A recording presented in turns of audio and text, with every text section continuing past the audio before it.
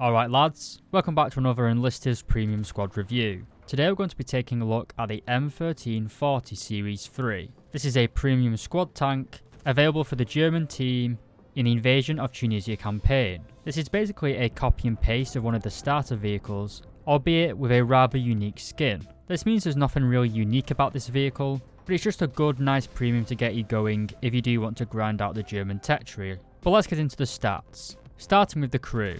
This tank comes with a crew of 4 men, all of which are level 4. This means they arrive with 5 crew skills. These skills are 10% speed of boarding, basically which allows you to change position in the tank faster, 200% more health restored by a med pack, not really that useful for a tanker to be honest, but a nice touch. Your tank modules have a 20% more durability after you've repaired them. The speed at which you repair a vehicle is increased by 30% compared to normal. And again, finally, you also have another 30% speed of boarding the vehicle, which allows you to change seats. Not really too sure about this last crew perk to be honest, but it is only a beginner premium squad, so we can't be expecting too much. And I hope you weren't expecting these bad boys to be armed to the teeth either, because we only have a Beretta M13 34, which is largely useless. We also have a combat knife, as well as a toolbox. So pretty lackluster here. But what about the tank itself? Well, the M13/40 comes armed with a 47mm 47/32 cannon. This is pretty mediocre to be honest. It's a lot better than the 20mm that comes with the other Italian starter vehicle, that armoured car thing.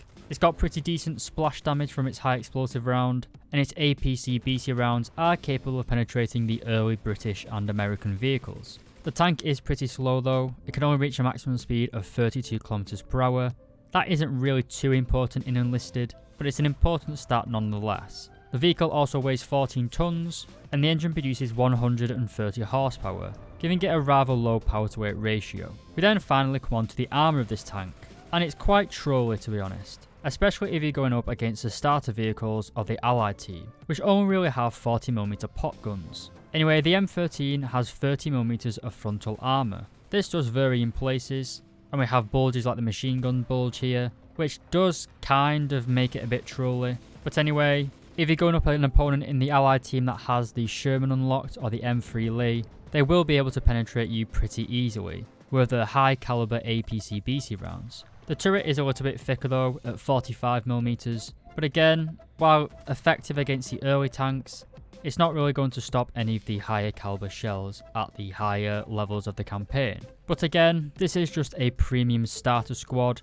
It's not meant to be the main heavy hitter for your entire grind. And while it is outcompeted by the more high level tanks, as you'd expect, but because the Invasion of Tunisia isn't the most popular campaign, a lot of people don't have those high level tanks, making the M13 a pretty decent grinder. It's also pretty cheap, only costing around 1,250 gold, which is roughly around $20, maybe a little bit less, maybe $15, so it's also quite affordable. Certainly a lot cheaper than the $50 of a Panzer IIIN, the other premium tank available for the Tunisian campaign, albeit that tank is a lot more capable, but it's significantly more expensive. But if you just want to start playing the Tunisian campaign on the German team, you don't really want to dedicate so much money towards it for the Panzer IIIN, then I think that the M13 is a pretty nice investment. It's a decent tank with good capabilities, got a nice gun. It's not got the biggest splash radius, but it's a 47mm, so you can't really expect that much.